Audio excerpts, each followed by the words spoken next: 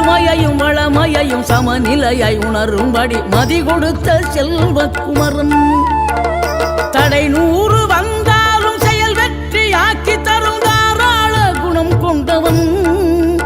நீ வலை வீசும் அறிவுக்கு தொலைவானவானாகி மாறாது அருள் செய்பவன்.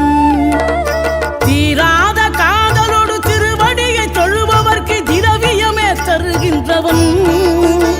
நீதாராள உள்ளமோடு தவக்கோலம் கொண்டு பெறும் தார்மீக பொருள் தந்தவன். தார்மீக பொருள் தந்தவன். 6 படை வீடும் அருள் வழங்கும் முருகா அருகே நீ ஓடோடிவா. 2 முகம் ஜொலிக்க 2 கரங்களுடன் ஆதரவு தரவோ